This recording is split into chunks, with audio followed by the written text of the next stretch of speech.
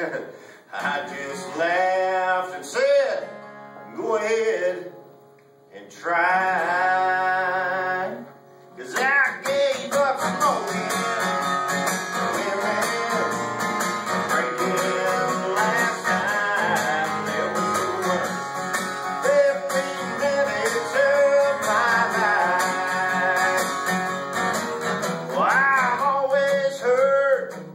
Much fun to kill you. I'll be the first to tell you I don't want to die. Too many 12-ounce curls, pretty girls, parties, changing lives. Well, take it from me, don't believe all that hype, 'cause I gave up smoking.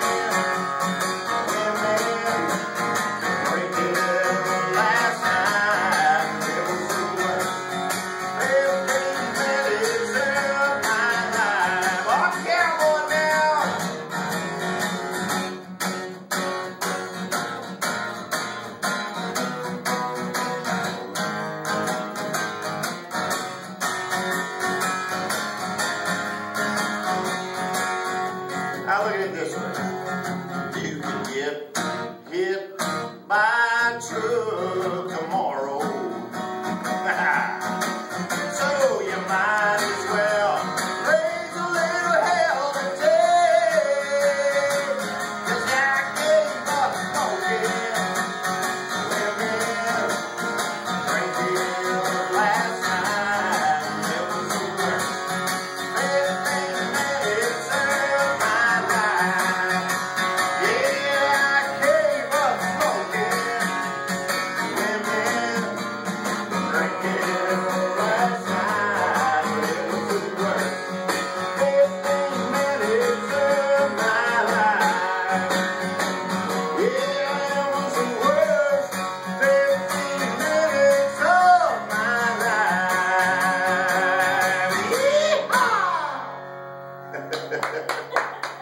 Jamie Lee Thurston, mixing it up for us a little bit on a Friday night. So nice to see you. Nice to see you, Glad Kathy. that people from around here recognize you, because you grew up in Vermont. I did, yep. In this area for a while. Third generation musician, right? Your I dad am. and grandfather are both musicians. Look at you go. You did all your homework. But now you're living in Nashville. You've been living there for a while. I've been there for almost 16 years, yeah. So how much of it do you think is genetic music talent, or how much is maybe environmental or nurture? Because Nashville is such a music vortex. Yeah, it's a great town. I mean, the people are nice, and for me, it's fun. That's a great question, because when I grew up, I never had another wish than to do what I'm doing, ever. Yeah, I mean, for as long as I can remember, I never wanted to be a fireman, a policeman, or, work steel or whatever it was. So I would assume that part, and I've got two sisters, both older, that neither of them have anything to do with music. They love music, but they don't play, they don't sing. I'm sure they sing in the shower when they got a beer in their hand. But, so there's that part, and I've also had to work really, really hard to get better, become a better singer and a better guitar player. And Nashville's competitive. Yeah, there's a lot of talent there, and there's a lot of people coming through all the time. So I've been blessed to write songs and have record deals and still able to do what I do. So it's awesome. Make a living doing what you're passionate about. Yeah, it's been crazy. I've been in the past 2 weeks. I've been from Nashville on a bus up to West Virginia to Pennsylvania. You've toured abroad before? Yeah, I did a sold-out show in Switzerland. It was awesome. I've been to Switzerland, Italy, Belgium. Yeah. Are you always like, wow, I can't, like, is there a part of you that's like, I can't believe they relate to this music? Well, it'll blow you away, because a lot of them, they obviously don't speak English. Right. So, but they love country music. And the whole thing is, plus, you never see you as other people see you, because you're always on the inside looking out, they're on the outside looking in. So even for me, when I'm there, I'm just like, what? I mean, I look around, and it's sold out. And I'm in Switzerland. Unbelievable. And it is every fantasy, Swiss Chalet, anything you've ever seen. The Ricola commercial with the big horn, that's where I was. nice. It's unbelievable. I have two quick questions for you. Tomorrow night's show is a tribute to J.D. Drown. What would you say, is his biggest lesson for musicians, or how he most influences Now, music? I never personally knew him, but I've talked extensively with people that have, and from what I get, he was just a great guy.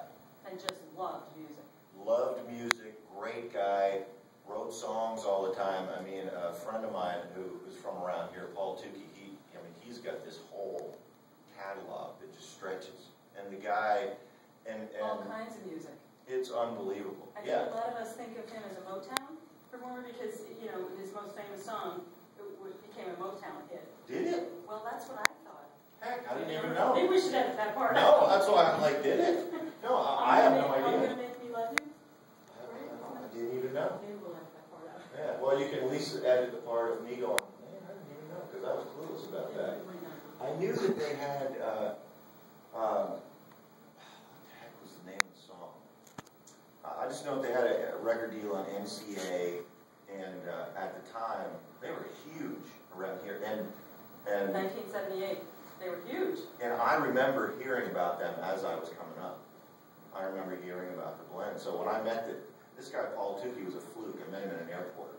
And he invited you to Maine, and I just want to ask you about that part, because being a child, growing up loving music, this show is to benefit the Rusty Rocket Foundation, which provides musical instruments to kids and to music programs around the state. This is close to your heart.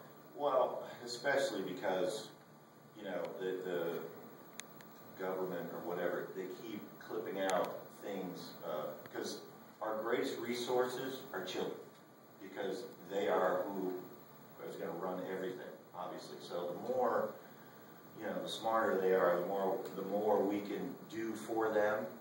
And they think that art and music is, it's not a necessity. And to me, it's a necessity. Right. Creativity. Could you imagine being a kid and not being able to play? Absolutely not. I mean, I was in chorus. I had a guy when I was in school who thought enough of me musically. He's like, listen, I will give you the saxophone. You don't pay me, don't do anything, just play. Please play. This is why you're doing it. Absolutely. I understand, Paul said, I can't really pay you, but I can promise you a lobster bowl. Which is where I'm going. The funny part is you can't see this guy off camera, but his name is Brian, and he ran sound for my dad when I was a roadie when I was 15 years old. And he lives up here now.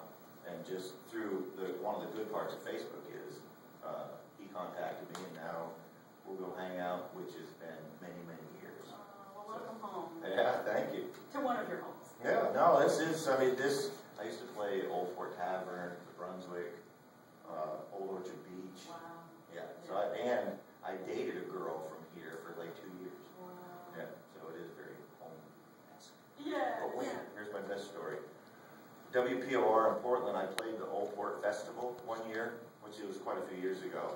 And my name is Jamie Lee Thurston, and of course they have, I don't know what they have now. Is that your real name, or did you add Lee in? No. That's actually my real name, but this is the good part.